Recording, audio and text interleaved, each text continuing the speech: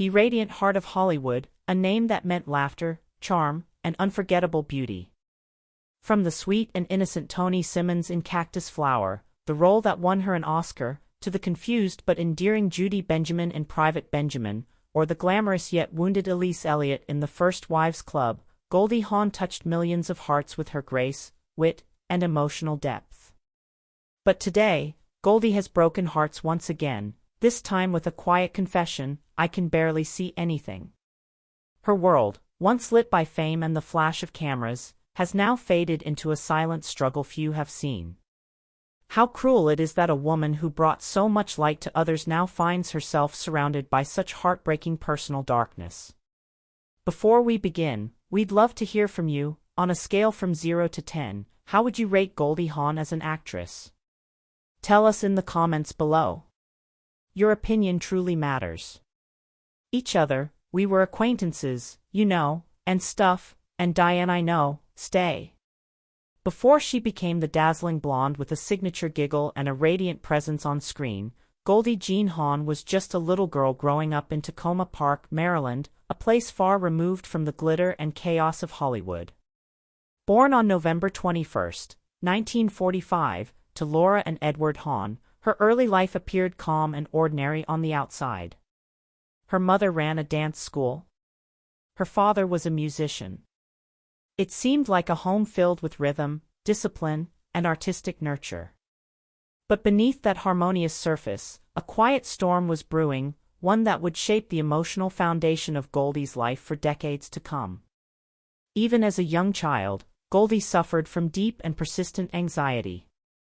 Long before she knew what panic attacks were, she felt them creeping up like invisible shadows, stealing her breath, making the walls close in. She was terrified of things she couldn't control: war, loss, the unknown. She once confessed that as a little girl, she feared she'd never even live long enough to experience something as simple as a first kiss. The innocence of childhood, for Goldie, was never untouched by worry. It was a time shadowed by internal battles no one could see. Unlike most children who dreamed of stardom and applause, Goldie's only dream was happiness. At just 11 years old, when people asked her if she wanted to be on Broadway or become a star, she answered with quiet clarity, "No, I just want to be happy."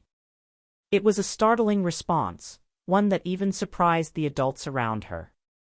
But it was a glimpse into the depth of her inner world. Happiness, for Goldie, was not a luxury. It was a lifeline. At school, she struggled. Goldie had difficulty learning to read and was placed in the lowest reading group in class. It was a humiliating position for a sensitive child, but it also planted the first seeds of resilience. She credits her second-grade teacher, Mrs. Povich, for saving her, not with extraordinary interventions, but with gentle encouragement and unwavering belief in her potential. That validation mattered. It was perhaps the first time Goldie felt seen in a way that was safe. By the age of 3, she was already learning ballet. Dance became her escape, her language. It wasn't about performing for others, it was about losing herself in movement, in rhythm, in grace.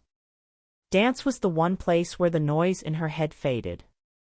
It gave her a sense of control, of purpose, of flow. That passion grew into her first real ambition: to open her own dance school. Goldie didn't dream of red carpets or flashing cameras.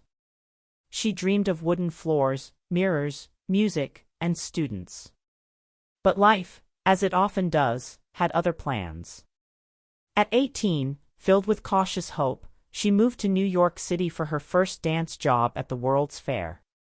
It should have been a moment of triumph. But instead, Goldie found herself standing on 10th Avenue, utterly alone. The people she was supposed to stay with had left town. She had no home, no plan, and no safety net. It was her first true taste of adult vulnerability. Yet even in that moment of chaos, she didn't fall apart.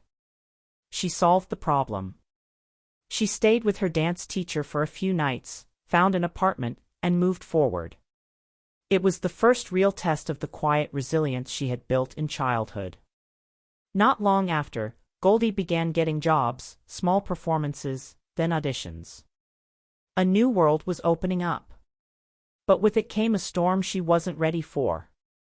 The more she succeeded, the more terrified she became.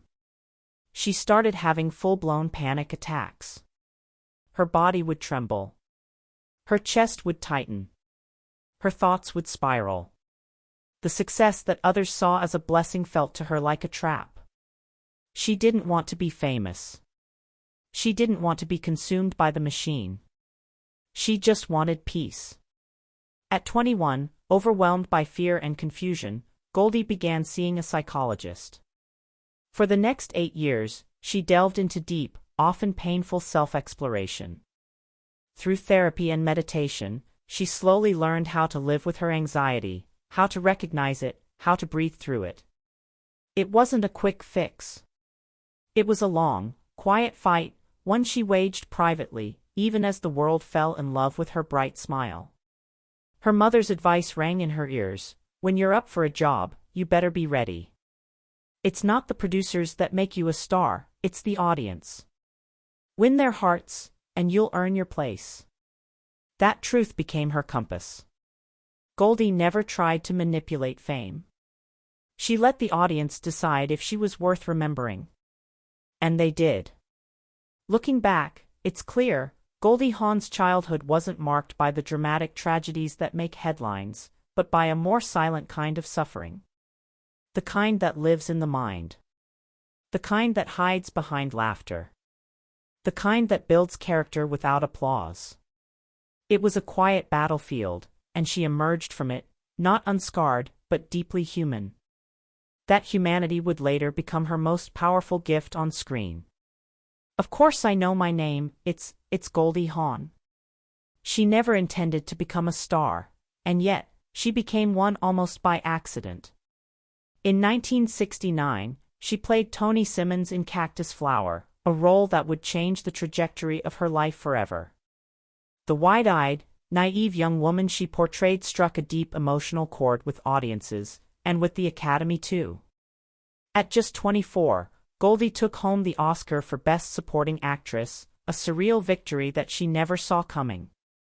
She hadn't even watched the broadcast the night it aired. When she received the call, she thought it was a joke. "I wasn't even thinking about it," she later said. "I was just working. I had moved on." That sense of humble detachment would define her approach to fame for decades to come. While others chased the spotlight, Goldie often turned away from it.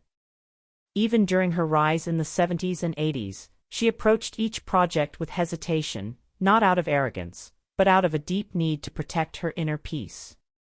She didn't want to be devoured by the system. She just wanted to create something meaningful, something that brought light, not pressure. But her talent was undeniable. And Hollywood couldn't look away. She became a leading lady not just because she was beautiful or funny, but because there was something profoundly human in her.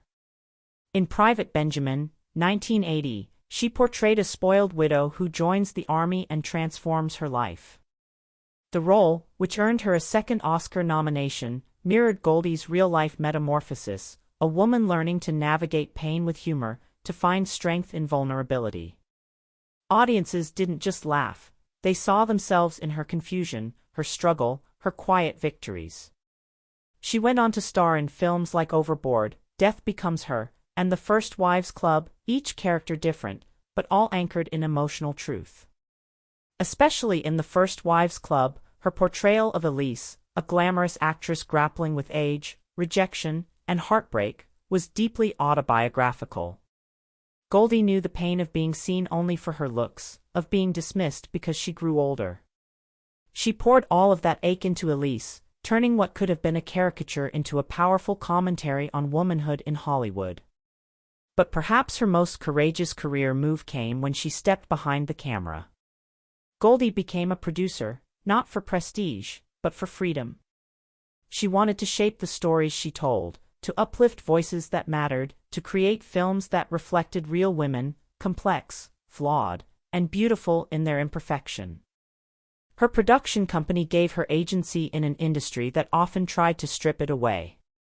It was a quiet rebellion, and it changed everything. Throughout the decades, Goldie Hawn refused to be boxed in. She didn't chase fame, she chased authenticity. And that pursuit made her more iconic than any award ever could. "We're companions, and we're a couple." She brought joy to millions. Yet behind the curtain, Goldie Hawn has endured more than her share of silent battles. Her life, once a cascade of glittering premieres, flashing cameras, and warm ovations, has in recent years slowed into something quieter, heavier, and at times, devastatingly isolating. Her radiant smile remains, but the weight behind it has grown into something heartbreakingly visible. In March 2025, during a moment that shocked and moved millions, Goldie stepped onto the Oscars stage alongside Andrew Garfield. As she turned to read the teleprompter, she paused. The words didn't come. Her smile faltered. Then, with a small laugh that couldn't mask the truth, she admitted, "I'm completely blind. I mean, I have cataracts." Her battle with vision loss is ongoing.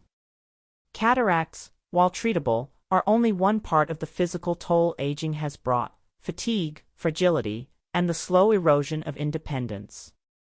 Public appearances have become rarer.